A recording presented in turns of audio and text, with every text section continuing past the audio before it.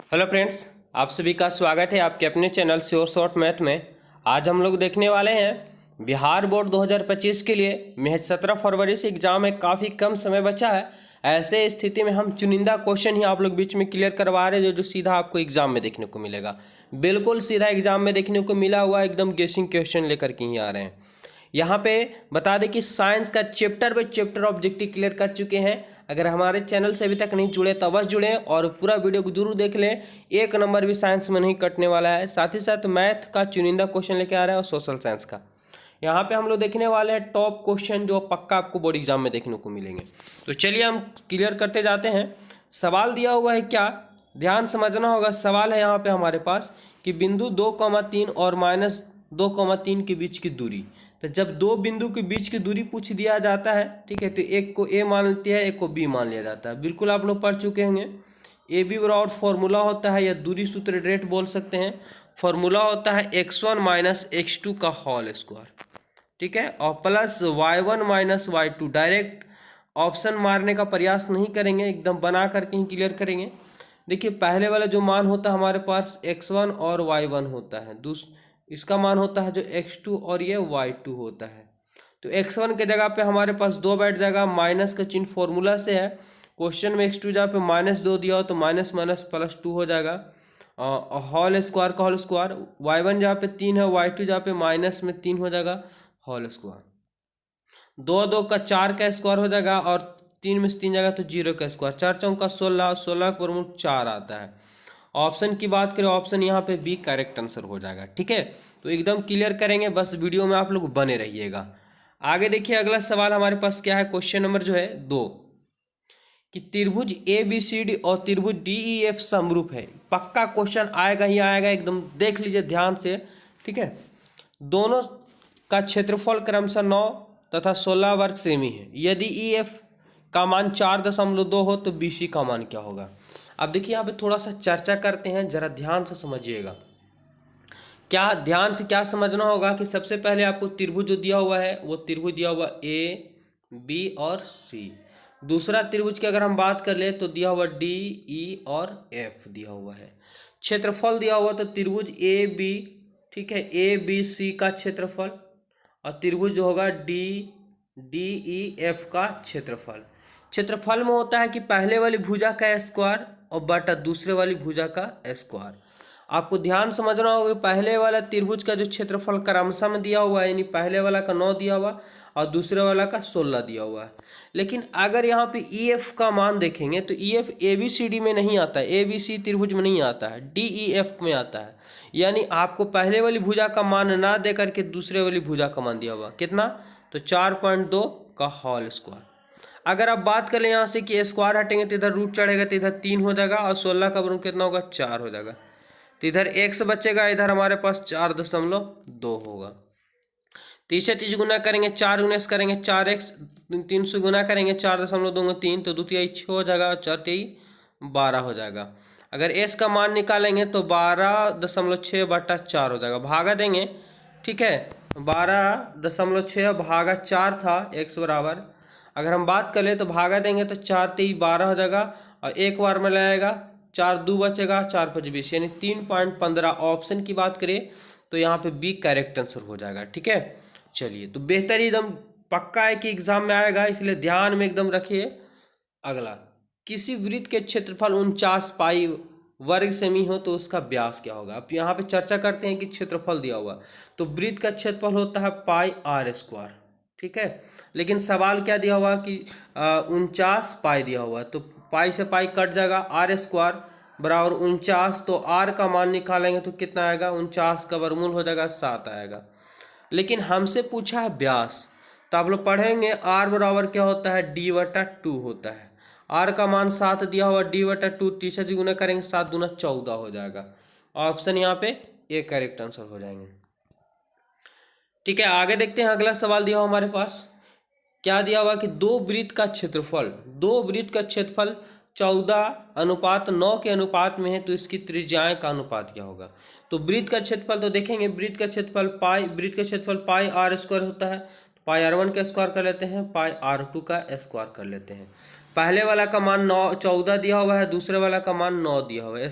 पाई से pi cut गया तो R1 और इधर R2 हो जाएगा, स्क्वायर हटेगा तो इधर रूट चढ़ जाएगा। तो 14 और 9 का, तो 14 का तो वर्गमूल नहीं होता, रूट 14 ही रहेगा। 9 का होता है 3, यानी रूट 14/3 बोले या रूट 14:3 बोले, ऑप्शन सी करेक्ट आंसर हो जाएगा। तो पक्का आपको बोर्ड एग्जाम में देखने को मिलने वाले हैं। ठीक है, तो ऐसे ही बनेंगे सवाल एकदम।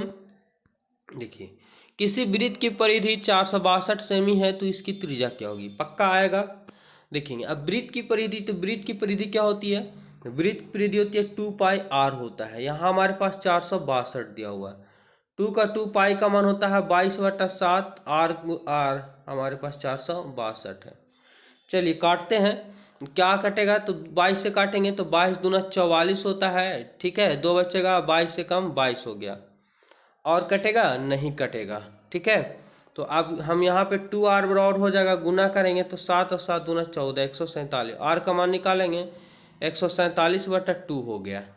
ठीक है, 147/2 अगर भागा देंगे तो क्या हो जाएगा, 7 दूना 14 और 3 दूना 6 और 1 73.5 आएगा। ऑप्शन कहाँ है देखेंगे, 73.5 कहाँ पे ऑप्शन दिया हुआ, तो ऑप्शन ए करेक्ट आंसर हो जाएगा। तो एक एक सवाल बना के आप लोगों को बता रहे हैं ताकि आपको परेशानी ना हो, और ये सवाल आएंगे ही आएंगे बोर्ड एग्जाम में। गेसिंग क्या वो क्वेश्चन हमारे चैनल से अभी तक नहीं जुड़े हैं तो अवश्य जुड़े, चैनल को सब्सक्राइब कर लीजिए और कमेंट जरूर कीजिए किस टॉपिक में आपको दिक्कत हो रहा है। एग्जाम तक के आपको मैथ का रेगुलर लगभग क्लियर हो जाएगा। दो वृत्त के क्षेत्रफल का अनुपात इतना इतना है तो त्रिज्या का अनुपात। देखेंगे वृत्त का क्षेत्रफल, तो अभी हम जस्ट पढ़े पाई r1 का स्क्वायर कर लेंगे और पाई r2 का स्क्वायर कर लेंगे। ठीक है, इधर 64 दिया हुआ है, इधर हमारे पास 121 है। पाई से पाई कट गया, r1 इधर हो जाएगा r2, क्योंकि स्क्वायर हटेगा तो इधर रूट चढ़ेगा।